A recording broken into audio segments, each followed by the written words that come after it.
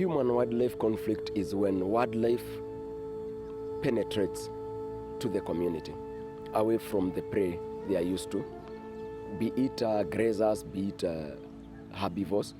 They go on community, thereby reducing the livelihoods of the community, either farming or livestock rearing. And we don't have a clear compensation in Kenya. So the communities are not happy with the predators.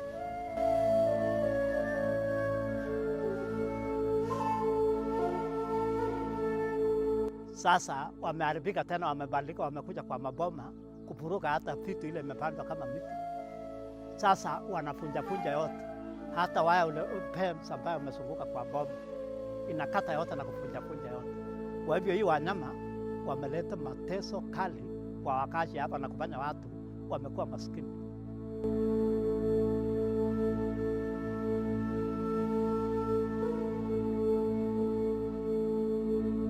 The main source of human-wildlife conflict is change in land use. We've been having large areas of land, absentee landowners, and we've been having all this vegetation whereby wildlife was getting its prey from the wild.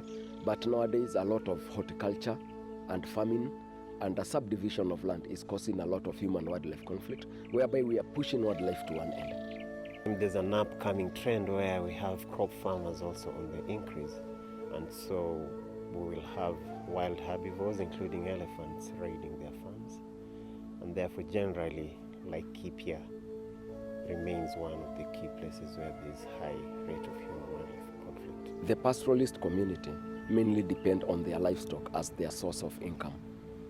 It's their bank. That's where they get all their resources from.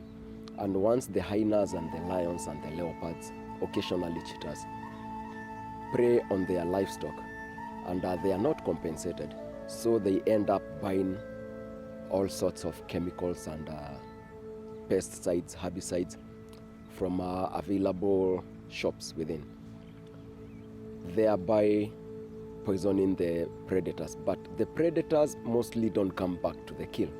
What ends up dying are the vultures, because they spot the kill from up.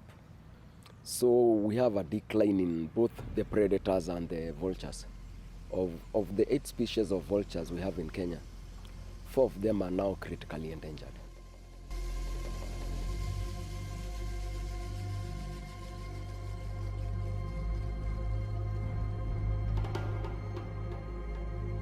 Majority of poisons they use are pesticides, highly toxic pesticides that they're buying in just an agrovet shop. They're very cheap, they're very easy to acquire, and they're very toxic.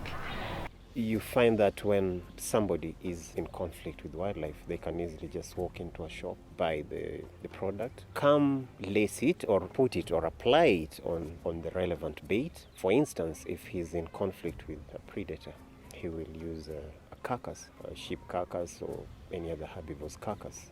This will kill those predators. Unfortunately, we end up having scavengers, of which majority actually critically endangered are vultures, and they would also come and suffer by same. The key problem for vultures is livestock poisoning. When carnivores attack livestock, most farmers retaliate by poisoning those carcasses, and vultures are the first ones to come and feed on it and the first ones to die in large numbers. It's a merry-go-round thing. They use the chemicals, the poisons I mean, and nobody tells them how to clear the environment. So the poisons come back to them because they, at the end of the day, they graze where they had poisoned, thereby consuming the poison.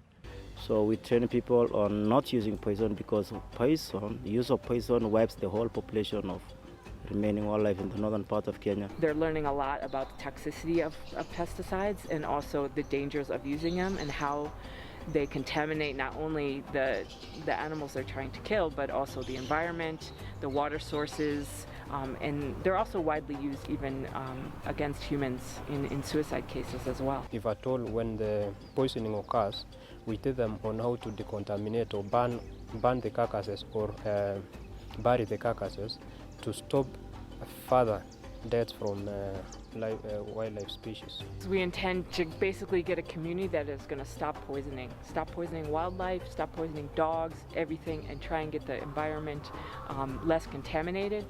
We want to stop the conflict with predators because we know that's the key trigger for poisoning. We are training them to construct more enclosures, which we call bombers.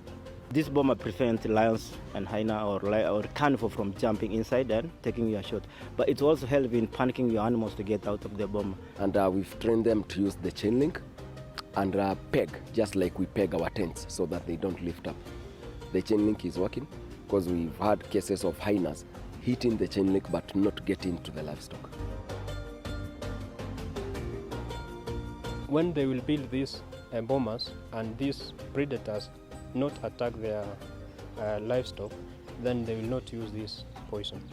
Rather than using poison, which is a cycle of problem in homestead, the fence that we show them is much better off, in terms of being village friendly and nature friendly. To install predator-proof bomber, it's not that huge cost for you. It all costs like $50, which is equivalent to 5,000 Kenyan shillings. The bombers have been really successful. We already know that from reports from the Kenya Wildlife Service that they've already seen declines in conflict with predators because a lot more people are uptaking the boma design and building these improved bomas. Through this training, we are ambassadors of that, and we are going to the community to create public awareness to our people. The knowledge I've gained today in the training, I'm going to teach or train even better our society, our community members. Njia mwafaka ya kutumia katika kuishi pamoja na wanyama sio poisoning. Poisoning ni hatari na bado ni hatari pia kwa maisha yetu na wale watu tunaishi nao karibu. Nitawafunza tujue kwamba umuhimu wa wanyama, hata kama ni ile katuru inatusumbua, tujue si hataki kuuliwa na sumu, atafutiwe kitu kingine cha kumtega, lakini asiuliwe na sumu, sababu kuua na sumu mpaka wale wanyama wetu wako nyumbani pia tutakuwa tumewadhulumu. Kitu ya kwanza nimekuja kuona hii predator proof bomber ni bomber ambaye naweza afford, kwa sababu naweza uza tu mbuzi moja yangu ama mbili ili nilinde zile mbuzi zangu kama 100 niko nazo. The impact that these demonstrations dealing with poisonings and sin management, mostly the community appreciating. They had no one to tell them about what they are doing until we came in. Poisoning wildlife has been a common practice in this area. Community around has been very good at poisoning wildlife. But after the training, it's like everybody now is against that. Even the old people, you would think they are not aware, they are aware and they wouldn't like that practice of poisoning wildlife. Wale wakulima ambao wamepitia masomo ya Peregrine Fund wameweza kusaidika sana. Wanyama hao wamekaa salama zaidi kwa sababu ya hiyo kazi ambao wanafunzwa, na wameacha kutumia sumu, kwa sababu kutumia sumu utaua mnyama uliomtaka na wengine wengi. So these trainings are aimed at improving the association between human beings and wildlife.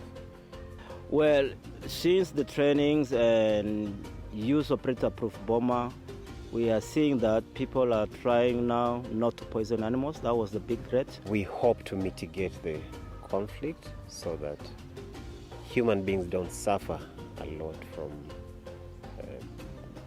losing their livestock or their crops to wildlife, and they end up not having to kill them, including using poisons.